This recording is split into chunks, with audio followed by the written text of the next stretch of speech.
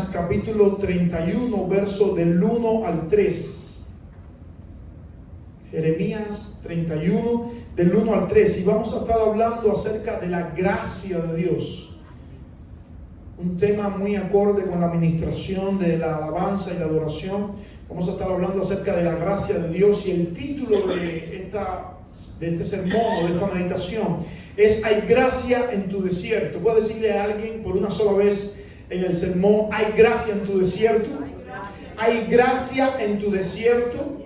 Dice la palabra del Señor de esta manera: en aquel tiempo, dice Jehová, yo seré por Dios a toda la familia de Israel, y ellas me serán a mí por pueblo. Así ha dicho Jehová. El pueblo que escapó de la espada halló gracia en el desierto, cuando Israel iba en busca de reposo. Jehová se manifestó a mí hace ya mucho tiempo, diciendo: con amor eterno te he amado, por tanto te prolongué mi misericordia. Gloria al nombre del Señor.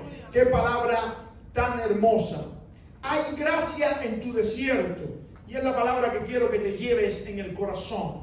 Nuestra vida está compuesta de montes y desiertos, momentos de gloria, momentos de bendición, y desierto, momentos difíciles, momentos de aflicción. Cuando vamos a la palabra de Dios, esto sucedía igualmente al pueblo de Dios. Estaba llena la Biblia, o está llena la Biblia, de montes que describen las bendiciones de Dios y desiertos que describen momentos de aflicción, momentos de dificultad. Si vamos a los momentos de gloria, vamos a los montes, podemos ver que en el monte Ararat fue donde Dios se le manifestó a Noé y le dijo: ¿sabes qué? Voy a destruir toda la tierra, toda la raza humana por agua, pero tú has hallado gracia en mis ojos, por tanto te voy a dar las medidas de un barco enorme, de un arca, para que tú y tu familia y todo el que quiera entrar puedan perseverar, puedan vivir, y de esta manera yo rescatar la raza humana. En el monte Moriah fue el tremendo encuentro de Abraham. Usted conoce, el padre de la fe. Yendo, Dios le había dado una promesa de tener un hijo, tuvo que esperar por 25 años, y después que Dios le dio a su hijo Isaac, le dice: ve y entrégame a tu hijo, mata a tu hijo. Este patriarca, confiado en que si entregaba a su hijo y Dios le quitaba la vida, Dios se lo devolvería para atrás, dice el libro de Hebreos. Y antes de hacerlo, cuando levantó su mano para degollar al muchacho, usted conoce la historia, aparece el ángel de Jehová diciéndole: detente, porque ya sé que lo has matado en tu corazón y has mostrado que Dios tiene el primer lugar para ti. Bendito sea el nombre del Señor. En Horeb, Moisés, un devastado Moisés, después de 40 años en el desierto, un hombre que estaba acabado, sin fe, un anciano de 80 años, de pronto en el monte Horeb se le aparece el Señor. Empezó a quemarse una zarza, un árbol, dice que no se consumía. Él fue a ver qué estaba pasando, porque no era habitual lo que estaba sucediendo, y ahí se le aparece el Señor y le dice: la palabra que yo di a tu vida se va a cumplir. Vas a ir como un legislador, como un líder, como un conquistador. Vas a volver a Egipto y vas a sacar a mi pueblo. Señor, ¿a quién tú, por qué me envías a mí? Mira cuántas deficiencias tengo. Y él dijo: yo voy a estar contigo, y tus deficiencias serán cubiertas en la persona de Aarón. Tú no puedes hablar bien, pero yo te voy a dar por boca a Aarón. Y él le dijo: ¿y quién me envió?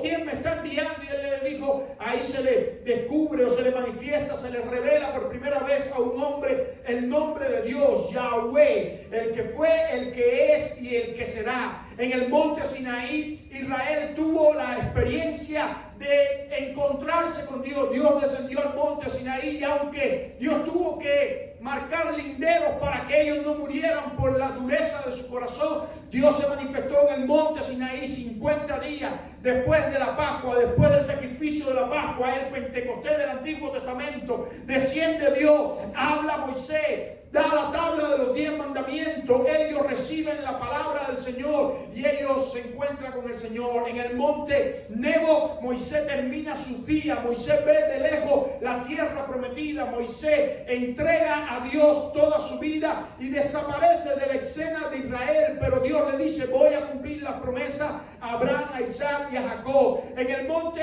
Ebal y Gerizim, Josué sube 6 tribus en el monte Ebal y 6 tribus en el monte Gerizim. En el monte Ebal se pronuncian las maldiciones y en el monte Gerizim se pronuncian las bendiciones. Y Dios renueva, o Dios ratifica el pacto hecho a Abraham, a Isaac y a Jacob, que iba a conquistar toda la tierra. En el monte Tabor, Débora levanta una alabanza porque Dios le dio la victoria. Dios le dio que ganase la batalla. Cuando Barak le faltó la fe, ahí Débora se levantó en fe y en el monte Tabor glorificó el nombre del Señor. En el monte de Sión dice que David y Salomón edificaron un templo para el Señor. Dios lo puso en el corazón de David, pero Salomón lo consumó. Y en el monte Sión se levantó el gran templo para Dios. En el monte Carmelo, usted conoce la historia. Dios le dio la victoria a Elías sobre los profetas de Baal y Asera. ¿Qué Dios hace descender fuego? El Dios que hiciese descender fuego sobre el holocausto, sobre el sacrificio, era el Dios verdadero. Ellos pasaron todo un día, los profetas de Baal y Asera, tratando de hacer descender fuego, y Elías, cuando le tocó su turno, solamente con 59 palabras, una oración bien corta, el fuego descendió del cielo y algo sobrenatural pasó. Vamos entonces al Nuevo Testamento. Ahí en el monte que el Señor pronunció su sermón, el más grande sermón de toda la historia, Mateo capítulo 5, 6 y 7, el sermón del monte. Se dijo ahí los más grandes principios del reino de Dios de toda la historia. En el monte Hermón se transfiguró, dice que descendió del cielo, dice Moisés y Elías, y él se transfiguró y ellos pudieron ver lo celestial, lo glorioso de nuestro Señor Jesucristo. En el monte de los olivos, en el monte Calvario, dice que sucedió la más grande obra de toda la humanidad. Nuestro Señor Jesucristo se despojó a sí mismo, haciéndose igual a un hombre, dice, y estando en la condición de hombre, se humilló a sí mismo, haciéndose obediente hasta la muerte y muerte de cruz, por lo cual Dios le dio un nombre que es sobre todo nombre, para que en el nombre de Jesús se doble toda rodilla de lo que está en el cielo y en la tierra. Y en el monte Calvario ocurrió el sacrificio expiatorio por tus pecados y mis pecados. Y por último, en el monte de los olivos, Mateo capítulo 24 y 25 dice que sucederá el segundo retorno de nuestro Señor Jesucristo. Literalmente, nuestro Señor Jesucristo, dice Zacarías, pondrá los pies sobre el monte de los olivos y el monte se dividirá en dos y se convertirá en llano, y el Señor tendrá victoria sobre todos sus enemigos. Por lo tanto, cuando revisamos la Biblia, en todos los montes encontramos victorias del Señor. En todos los montes encontramos que los siervos de Dios obtienen o tienen contacto con la gloria de Dios, con la presencia de Dios, con lo sobrenatural de Dios, y sus vidas son edificadas. Pero también hay desiertos que son momentos difíciles, etapas duras en nuestra vida, de crisis, donde también la Biblia habla de esto. Por ejemplo, en el desierto de Shur dice que Agar salió huyendo de Sarai porque ésta le maltrataba, porque ella estaba encinta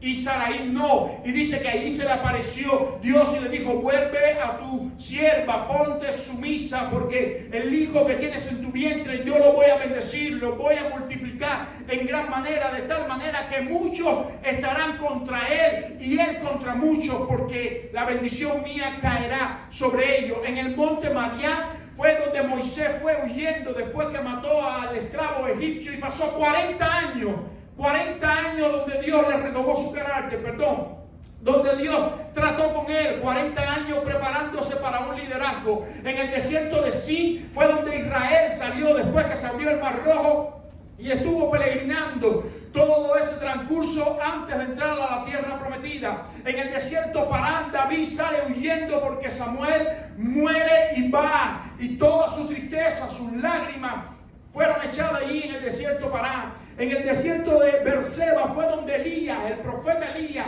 el que había tenido la victoria sobre los profetas de Baal y Acera, ahora sale huyendo al desierto Beerseba porque Jezabel le había dicho: oh, yo mañana si no te encuentro y te mato, yo que muera yo. Juró por ella misma y Elías tomó miedo y fue huyendo al desierto Beerseba. En el desierto de Judea fue donde nuestro Señor Jesucristo se encontró con el diablo y dice que el diablo le tentó y salió victorioso en el nombre del Señor. En el desierto de Arabia dice que Pablo fue, después que el Señor se le manifestó en camino a Damasco, fue al desierto de Arabia y por un buen tiempo estuvo aprendiendo del mismo Dios las leyes y los estatutos del reino de Dios. Por lo tanto, nuestra vida está llena de montes y desiertos. Montes y desiertos. Algunos han descrito la vida como un círculo que algunas veces uno está arriba y otras veces está abajo. Cuando pasamos por los montes es cuando nos encontramos con la gloria de Dios, y la gloria de Dios al tocar nuestras vidas aviva nuestro ministerio para que nosotros seamos sacerdotes para extender el reino de Dios. Cada momento de gloria, cada momento de bendición, cada momento donde nos encontramos con la gloria, con la majestad de Dios, con el poder de Dios, nuestro espíritu es avivado, es vivificado y nosotros tomamos fuerzas espirituales para entonces salir como saetas y extender el reino de Dios. Pero hay desiertos también. No podemos evitar los desiertos, no podemos vivir toda nuestra vida en monte, en momentos de gloria. Hay momentos en nuestra vida que son desiertos, hay momentos en nuestra vida que son de desesperación, hay momentos en nuestra vida que son de aflicción, hay momentos en nuestra vida que sentimos como que nos vamos a quebrar, como que nos vamos a romper. Pero en esos momentos Dios también usa un trato especial con nosotros y nos transforma, nos renueva al carácter de su Hijo amado Jesús. En esos momentos de aflicción somos renovados, somos ministrados por la poderosa presencia de Dios cuando entendemos que en medio del desierto hay gracia de Dios para nosotros. Yo no sé si tú estás pasando hoy por un monte o por un desierto. Alguno de los dos estás pasando. Quizás estás pasando por un monte, gloria a Dios, Dios te está avivando, Dios te está vivificando, Dios te está impulsando a hacer su obra. Pero si estás pasando por un desierto, no te entristezca, porque Dios está renovando la imagen de Cristo en tu vida. Ese es el título de este año de nuestra iglesia: transformándonos a imagen de nuestro Señor Jesucristo. Es en medio de los desiertos donde nos quebrantamos, donde nos quebramos, donde se nos acaban las fuerzas, donde pensamos que no lo vamos a lograr. Es que Dios nos dice: bástate en mi gracia, porque mi poder se perfecciona en medio de tu debilidad. Si miramos la palabra del Señor, dice que lo que pasó Israel en el transcurso por el desierto fue para que quedara escrito y nosotros aprendiésemos de eso. Primera de Corintios, capítulo 10, verso 11 dice: y estas cosas les acontecieron como ejemplo y están escritas para amonestarnos a nosotros, a quienes han alcanzado los fines de los siglos. Por lo tanto, lo que le pasó a Israel es para que tú y yo aprendamos de una misma manera. Ahora vamos a ver la etapa de Israel en el desierto y los recursos que Dios les regaló a Israel para que ellos pudiesen transitar ese desierto con victoria y luego entrar en la tierra prometida. Número uno, el primer recurso que Dios le dio a Israel fue un nuevo comienzo. Usted conoce por las escrituras que Israel estuvo cerca de 420 o 430 años cautivo en la tierra de Egipto. Estaban siendo agobiados por los egipcios. Al principio, cuando José estaba vivo, ellos tenían la gracia de Dios en Egipto, pero luego cuando José murió, ellos fueron vistos como un enemigo potencial, porque dice que eran muy fructíferas, sus mujeres parían mucho y sus hijos eran fuertes, y los egipcios tuvieron miedo y empezaron a esclavizarlo. Por 420, 30 años el pueblo de Israel clamando hasta que Dios viene y le da la liberación. El comienzo de una nueva etapa, un nuevo comienzo para ellos es en la apertura del Mar Rojo. Les recuerdo la historia cuando estaba todo el pueblo de Israel huyendo de los egipcios que con ira iban detrás de ellos para matarlo, porque cada uno de de la familia de los egipcios había perdido su primogénito, su varón, el que iba a ser el heredero. Ahora ellos con toda ira estaban detrás de los israelitas. Estaba Moisés al pie del Mar Rojo, ellos peleando con Moisés, el ejército atrás y un mar delante. Y Moisés ora a Dios y le dice: mira, Señor, que tenemos un mar delante y tenemos un ejército atrás. Y Dios le dice: no ore, solamente acciona en fe. Pon tu vara en el Mar Rojo. Y cuando eso pasó, el Mar Rojo se abrió. Usted conoce la historia, no me voy a quedar en los detalles. Ellos atravesaron el Mar Rojo, y cuando los egipcios fueron a atravesar el Mar Rojo, ¿qué sucedió? El mar los sepultó y ellos salieron victoriosos. Por lo tanto, ellos tuvieron un nuevo comienzo. Ese nuevo comienzo le daba ánimo a ellos en medio de la desesperación del desierto. Recordaban las maravillas, los milagros, los prodigios que el Dios Altísimo había hecho con ellos al abrir el Mar Rojo de una forma sobrenatural y ellos atravesar el Mar Rojo a pie.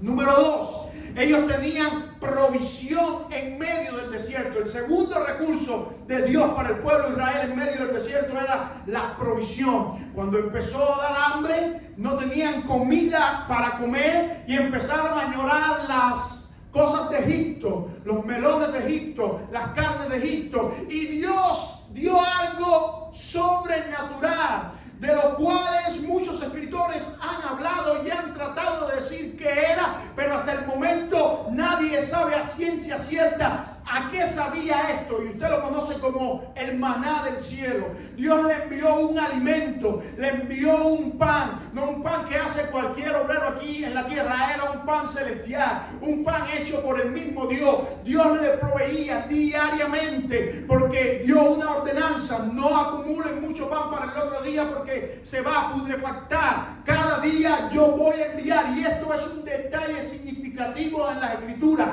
el que Dios no permitiera que amontonara, sino que Dios cada día hacía descender del cielo la provisión exacta, justa. Y dice la palabra, otro detalle que me conmueve, que el que recogía más y el que recogía menos, ni por recoger más tenían más, ni por recoger menos tenían menos, sino que todos tenían la misma cantidad, lo que necesitaban para vivir. ¿Y sabe por qué? Porque nuestro Dios es un Dios de provisión, nuestro Dios es un Dios de detalle, nuestro Dios es un Dios que nos da lo necesario. Bendito sea el nombre del Señor. Cuando tenían sed, se abría la roca en medio del desierto, lo cual tipificaba a Cristo, y salía agua y ellos podían beber el agua que salía de la roca. La provisión de Dios para sus vidas de una manera sobrenatural. Cuando estaban antojados, soplaba un viento y venían codornices y ellos podían comer carne también. Israel, en medio del desierto, en medio de una tierra árida, en medio de lo infructífero, tenía provisión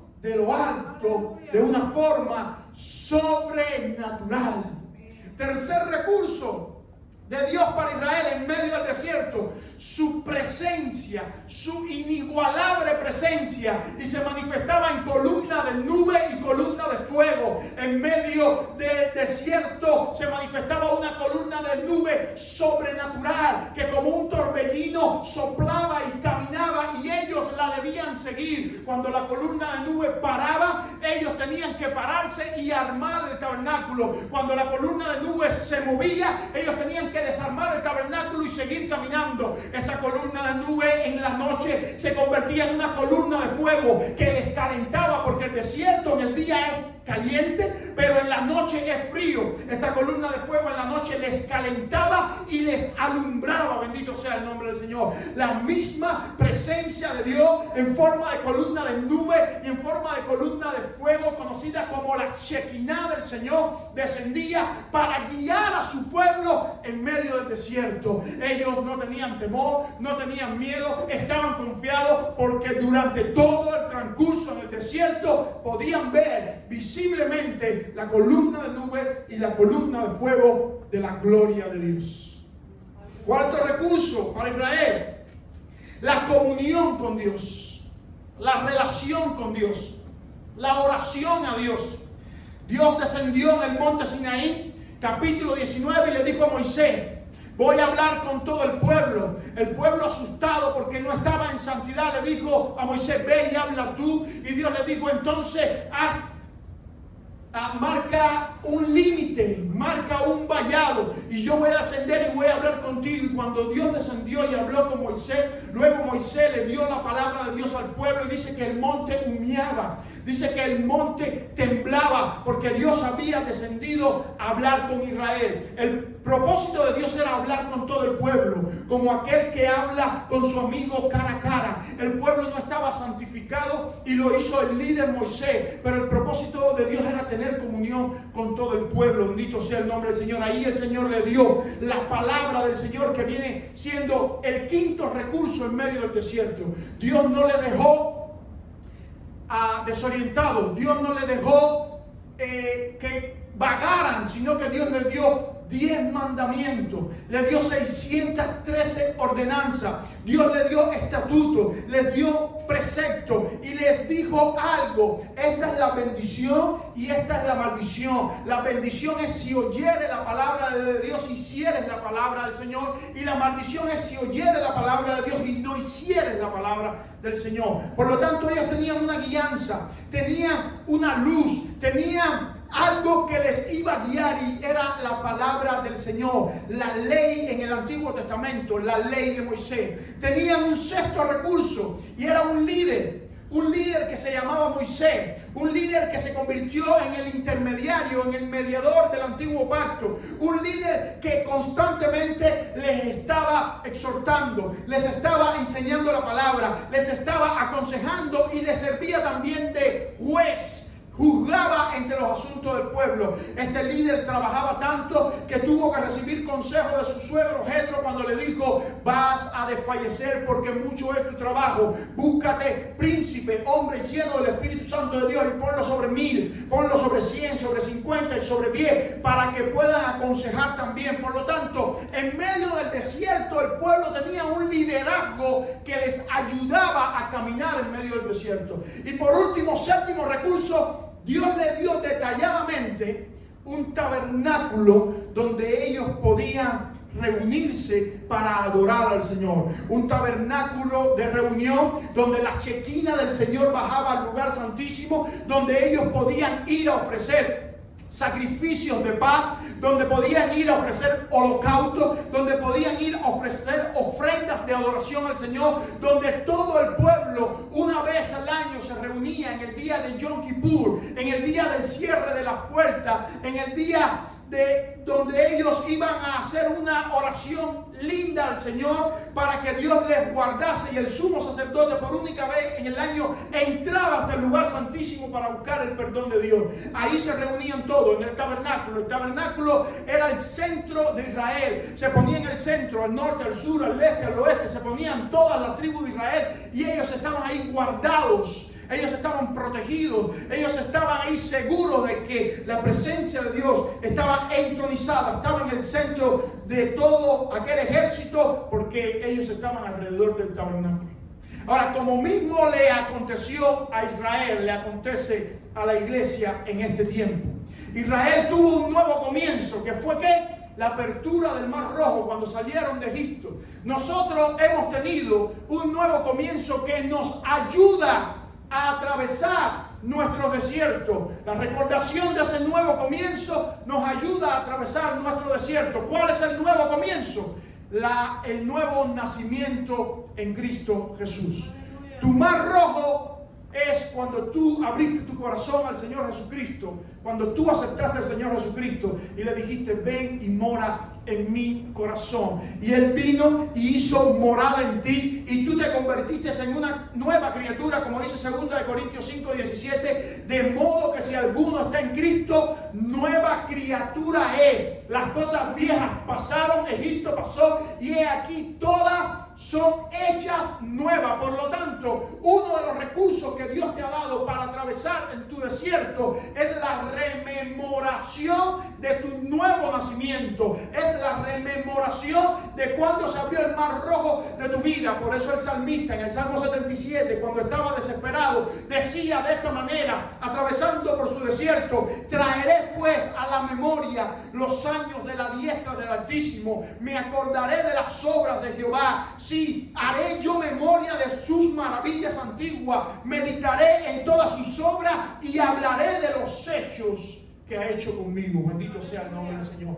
Cuando tú y yo pensamos en cómo nosotros éramos, cómo Dios entró a nuestra vida, la persona nueva que ahora somos por su gracia y por su misericordia, decimos: si Dios lo hizo en ese momento, que yo estaba pasando un desierto mucho más agudo, mucho más árido, mucho más feroz, Dios lo va a hacer también en medio de este desierto. Por lo tanto, la recordación y la rememoración de tu conversión al Señor se convierte en un recurso para que tú eches mano de Él en medio de tu desierto. Número 2. Ellos tuvieron provisión por medio del maná. Hoy tú y yo tenemos la persona de Cristo en nuestras vidas, que es mucho más que maná, que es mucho más que agua de la roca, que es mucho más que codornices cayendo. Cristo es mucho más. Dice Juan capítulo 6, versos 29 y 35. Respondió Jesús y les dijo: esta es la obra de Dios, que creáis en el que Él ha enviado. Le dijeron entonces: ¿qué señal pues haces tú para que veamos y te creamos? ¿Qué obras haces? Nuestros padres comieron el maná en el desierto, como está escrito: pan del cielo les dio a comer. Y Jesús les dijo: de cierto, os digo, no os dio Moisés el pan del cielo, mas mi Padre os da el verdadero pan del cielo, porque el pan de Dios es aquel que descendió del cielo y da vida al mundo. Le dijeron: Señor, danos siempre este pan. Jesús le dijo: yo soy el pan de vida. El que a mí viene nunca tendrá hambre, y el que en mí cree no tendrá sed jamás. Tú y yo, amados hermanos, somos mucho más privilegiados que el pueblo de Israel.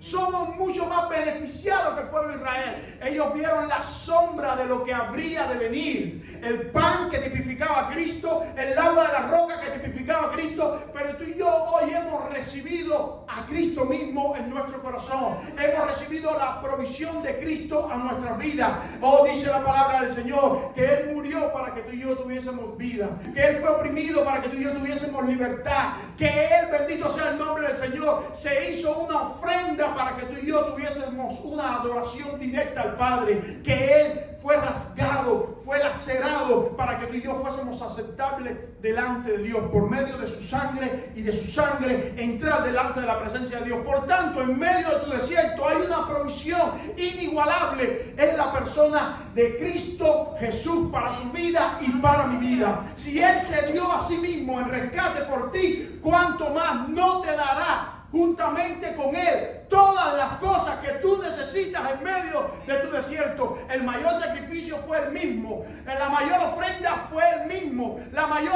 obra fue la muerte del mismo. ¿Cómo no te dará juntamente con Él todas las cosas que tú necesitas para salir de en medio del desierto que tú estás atravesando? Levanta tu mano y dile: en medio del desierto tengo a Cristo. En medio del desierto tengo la mayor provisión que cualquier ser humano puede tener. Cristo. Si estás enfermo, es tu sanación. Si estás cautivo, es tu libertad. Si tienes necesidad, es tu provisión. Si tienes muerte, es tu vida, y vida en abundancia. Cristo es nuestra mejor provisión. No hay mejor provisión que tener a Cristo en el corazón. La provisión de Cristo es mejor que un buen trabajo, es mejor que un buen salario y es mejor que un buen país. Cristo es nuestra mejor provisión. Número 3, ellos tenían la presencia del Señor manifiesta en columna de nube y en columna de fuego. Hoy tú y yo tenemos más que un símbolo de columna de nube y columna de fuego. Tenemos la tercera persona de la Trinidad, viviendo no de cuando en cuando, de vez en vez, sino permanentemente en nuestros corazones. La presencia de Dios en el antiguo pacto podía estar solamente sobre reyes, profetas y sacerdotes. Hoy dice que todos tenemos acceso a la presencia de Dios. Todos podemos disfrutar del precioso Espíritu Santo de Dios. Por eso dice Juan capítulo 14, verso 16: yo rogaré al Padre y os dará otro consolador para que esté con vosotros para siempre. Subraya esa palabra, para siempre. Subraya eso, para siempre. El Espíritu de verdad, el cual el mundo no puede recibir porque no le ve ni le conoce, pero vosotros le conocéis, porque mora con vosotros y estará en vosotros. El Espíritu Santo de Dios está contigo, subraya eso, para siempre. Vive en ti para siempre, está dentro de ti para siempre, no en tus montes cuando tú estás alegre, sino en medio de tus desiertos cuando tú estás desesperado, desanimado, desconsolado, atribulado. Ahí está el Espíritu Santo de Dios diciéndote: hello, I'm here, estoy aquí. Hello, yo soy tu recurso, échame mano. Verás qué puedo hacer contigo en medio de tu desierto. Estás triste, desconsolado, desanimado, desorientado, frustrado, amargado, enojado, enojada, porque no tienes relación conmigo. Estoy aquí, estoy aquí. Muchas veces pasamos en medio del desierto con todos esos problemas y no le echamos mano al Espíritu Santo de Dios que está en nuestra vida. Dice Jesús, una semana antes de morir en la cruz, se reúne en la fiesta de los tabernáculos y da una gran voz diciendo: si alguno tiene sed, venga a mí y beba, y como dicen las escrituras, de su interior correrán ríos de agua viva. Y después especifica Juan, dice: y esto habló del Espíritu Santo que habrían de recibir los que creyesen en él. Ahí está la promesa del Señor. Una vez más, Jesús prometiendo: y yo os digo, pedid y se os dará. Buscad y hallaré. Llamad y se os abrirá, porque todo aquel que pide recibe, y el que busca halla, y el que llama se le abrirá. ¿Qué padre de vosotros, si su hijo le pide pan, le dará una piedra? Si pescado, en lugar de pescado, le dará una serpiente? O si le pide un huevo, en lugar de un huevo, le dará un escorpión. Pues si vosotros, siendo malos, sabéis dar buenas dádivas a vuestros hijos, cuánto más vuestro Padre Celestial no dará el Espíritu Santo a todos aquellos que se lo piden. Ahí está para nosotros. Tercer recurso, el Espíritu Santo de Dios. Cuarto recurso, ellos tuvieron comunión con Dios. Ellos tuvieron relación con Dios. Por medio de ese Sinaí donde Dios descendió, donde vieron el monte humear, donde Moisés les dio la palabra. Hoy tú y yo tenemos comunión con Dios, relación con Dios, por medio de la oración, por medio del Espíritu Santo, por medio de la sangre derramada de Cristo en la cruz del Calvario. Tú y yo tenemos comunión con Dios por medio de la palabra de Dios, por medio de la adoración, por medio de la alabanza, por medio de la congregación de los santos. Nosotros debemos cultivar una comunión, una asociación, una interacción con Dios, para que nosotros podamos estar fortalecidos en medio de los desiertos que pasamos. Efesios 6:18 dice: orando en todo tiempo, con toda oración y súplica en el Espíritu, y velando en ello con toda perseverancia y súplica por todos los santos. Bendito sea el nombre del Señor. Tú y yo podemos tener esa misma relación con Dios a un nivel superlativo, un nivel mayor que como la tuvo el pueblo de Israel. Número 5, como a ellos se les dio los 10 mandamientos, los 613 ordenanzas, los preceptos, para que pudieran ser guiados a la obediencia de Dios. Tú y yo hoy tenemos ¿qué? Tenemos la palabra del Señor, tenemos la biblioteca divina, y los salmos dicen que la suma de todas tus palabras es verdad. El Salmo 119 dice: lámpara es a mis pies tu palabra. En medio de los desiertos hay una lámpara, en medio de la tribulación hay una lámpara que puede alumbrar tu camino. Segunda Timoteo dice: porque toda palabra es inspirada por Dios y útil para enseñar, para redarguir, para instruir a todo hombre en la justicia de Dios. Tú y yo tenemos la palabra del Señor. Tú y yo hacemos bien con cumplir los principios de la palabra del Señor, y luego tendremos las promesas del Señor. Muchas veces nos gustan las promesas, tenemos muchos promesarios y metemos las manos y sacamos promesas nada más. Pero escuche esto, antes que venga la promesa hay que cumplir un principio. Tenemos principios que cumplir para que luego vengan las promesas. Por lo tanto, más que promesario, abre la palabra y lee la palabra de arriba a abajo. Porque para que venga la promesa que Jehová es tu pastor y nada te faltará. Nosotros muchas veces nos quedamos con nada nos faltará, pero antes de eso hay un principio. ¿Cuál es? Jehová es mi pastor. Dios me tiene que pastorear. Dios me tiene que guiar. Dios me tiene que conducir. La palabra de Dios es nuestra regla infalible de fe y conducta. Diría más, nuestra única regla infalible de fe y conducta es por donde nos conducimos, es por donde nos dirigimos, es por donde nos guiamos, es quien alumbra nuestro camino y hacemos bien en tenerla como un candil en medio de nuestro desierto. Ellos tenían a Moisés, el liderazgo de Moisés, y luego 70 líderes que se levantaron para dirigir a todo el pueblo. Hoy tú y yo, como hombres y mujeres del Señor, como constitución de la iglesia de Cristo, tenemos a líderes espirituales que Dios ha permitido que estén en medio nuestro para que nos guíen. Bendito sea el nombre del Señor. Dice Hebreos capítulo 13, el 7 y el 17: acordaos de vuestros pastores que os hablaron la palabra de Dios, considerad cuál haya sido el resultado de su conducta e imitad su fe.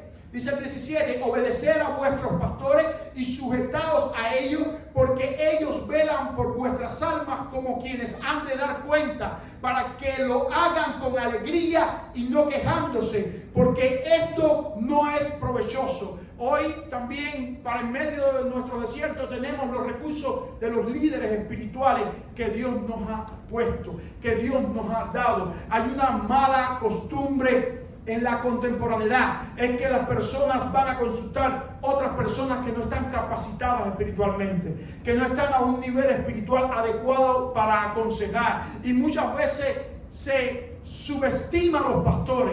No se le pide opinión a los pastores, no se le pide consejo a los pastores. Algunas veces porque ya sabemos de antemano que los pastores nos van a decir no lo que queremos oír, y otras veces porque subestimamos y no confiamos en los pastores. Si tú vas a una iglesia, y ahora te estoy hablando en sentido genérico, o has decidido ir a una iglesia, y yo estoy en contra de aquellos que se congregan en varias iglesias, uno debe tener un guía espiritual. Porque cuando uno va a varias iglesias no tiene guía espiritual.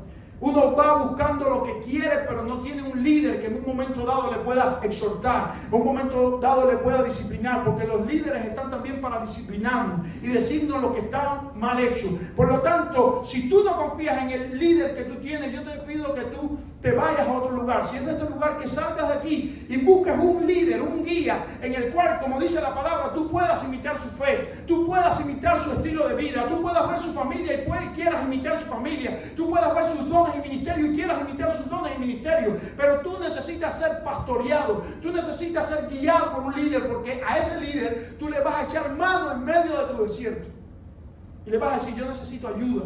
Y tú vas a poner tu vida espiritual en manos de una persona que te pueda aconsejar, que te pueda ayudar, que te pueda orientar, que te pueda encaminar. Bendito sea el nombre del Señor.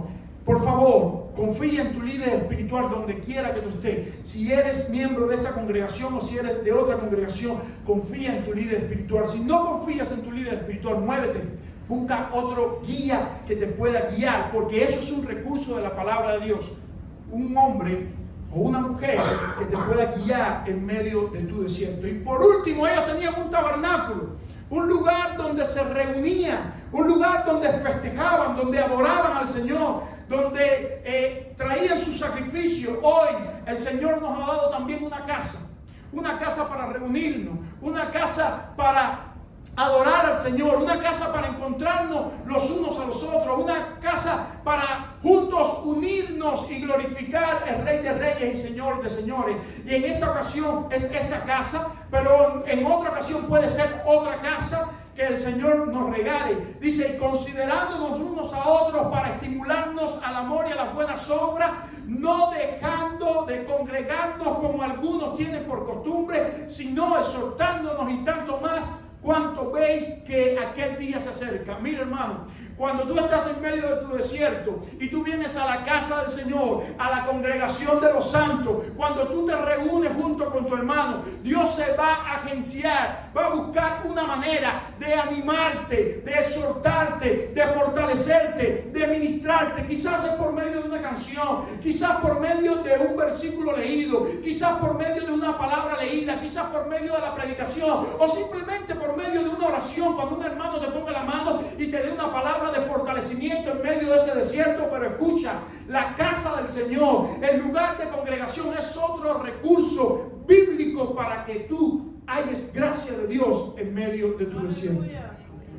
Por lo tanto, hay recursos para si estás pasando por el medio del desierto, echar mano. Y yo te lo recuerdo en esta hermosa tarde. El nuevo nacimiento, siempre ten en mente tu nuevo nacimiento, ese primer comienzo, ese mar rojo de tu vida que se abrió. Y recuerda siempre en medio de los desiertos cómo Dios metió su mano y te sacó de las tinieblas a la luz, de la muerte a la vida eterna. Cómo Dios creó y está creando en ti una nueva criatura a la imagen de Cristo Jesús. Tu segundo recurso es la persona de Cristo Jesús, quien ha provisto todo para ti, quien ha sido tu provisión, quien ha sido tu sustituto, quien se ha parado delante de Dios y ha sido tu abogado, ha sido tu juez, ha sido tu intermediario. Esa provisión de Cristo es inigualable. Lo tercero que tú tienes, el Espíritu Santo. Te has convertido en morada del Espíritu Santo. Él está ahí dentro de ti para que tú le puedas echar mano. Cuarto, la oración, la comunión. Dios quiere y anhela que tú te acerques a Él. Quinto, la palabra del Señor. Muchas veces en medio de los desiertos abrimos la Biblia y Dios nos hace o alumbra para nosotros un versículo bíblico. De ahí de tantos miles de versículos bíblicos saca uno que nos aprovecha para el momento que estamos viviendo. Nuestros líderes espirituales, echa mano de tus líderes, pídele consejo en momentos que no sabes qué hacer o en momentos de tribulación. Pídele que oren directamente por ti, que te aconsejen. Y séptimo, la casa del Señor, el congregarte con los santos. Hay algunos que vienen por obligación a la casa del Señor, pero yo sé que hay otros que anhelan estar en la casa del Señor, que anhelan que llegue el domingo, porque ese es su refrigerio, ese es el mejor tiempo para ellos de la semana. Bendito sea el nombre del Señor. El trato de Dios con la iglesia en medio del desierto es hermoso, porque los transforma a su imagen y a su semejanza, a la imagen y a la semejanza de Cristo Jesús. Dios ha prometido transformarnos y Dios ha prometido revelarse a nosotros en medio de nuestro desierto. La gracia de Dios, por la gracia de Dios tenemos todos los recursos necesarios para vencer en medio del desierto.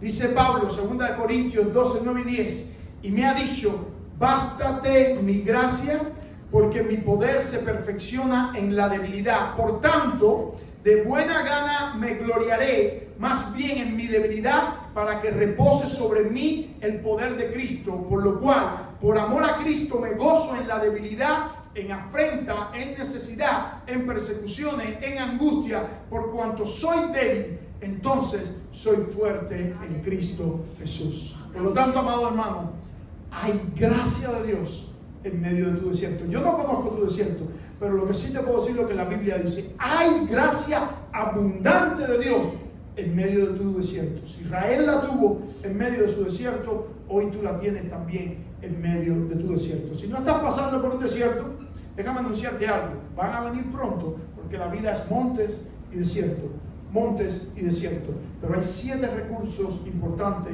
de Dios para tu desierto. Por favor, échale mano y vas a ver la victoria de Dios en medio de tu desierto.